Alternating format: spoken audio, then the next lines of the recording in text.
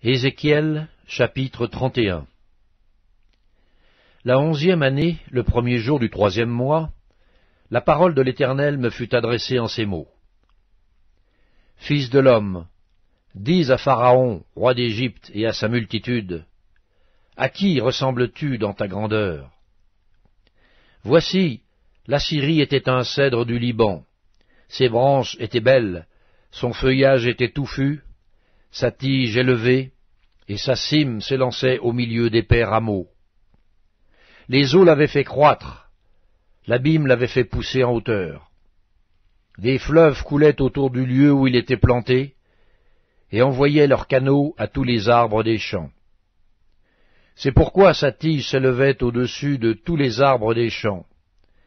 Ses branches avaient multiplié, ses rameaux s'étendaient par l'abondance des eaux qu'il avait fait pousser.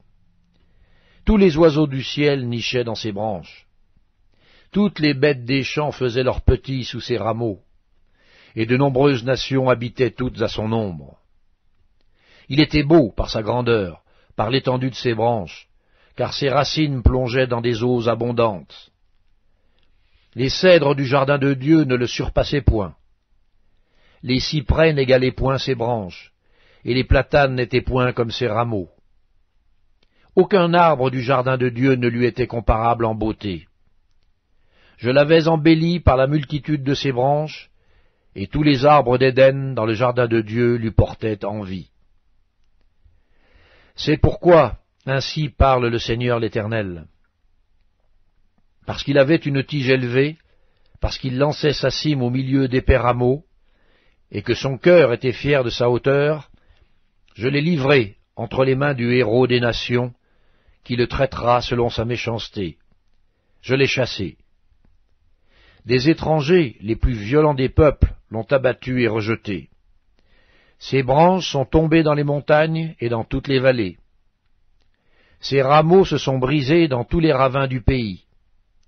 Et tous les peuples de la terre se sont retirés de son ombre et l'ont abandonné.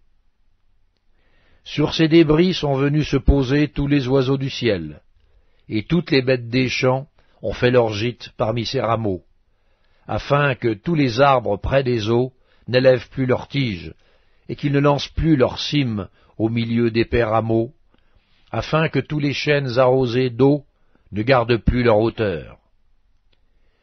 Car tous sont livrés à la mort, aux profondeurs de la terre, parmi les enfants des hommes, avec ceux qui descendent dans la fosse. Ainsi parle le Seigneur l'Éternel. Le jour où il est descendu dans le séjour des morts, j'ai répandu le deuil, j'ai couvert l'abîme à cause de lui, et j'en ai retenu les fleuves. Les grandes eaux ont été arrêtées.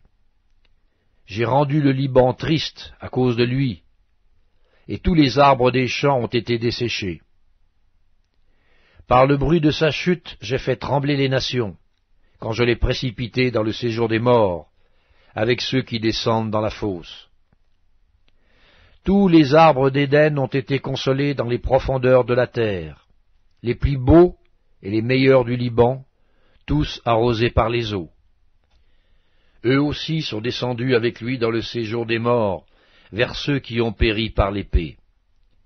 Ils étaient son bras, et ils habitaient à son ombre parmi les nations. À qui ressembles-tu ainsi en gloire et en grandeur parmi les arbres d'Éden? Tu seras précipité avec les arbres d'Éden dans les profondeurs de la terre. Tu seras couché au milieu des incirconcis avec ceux qui ont péri par l'épée.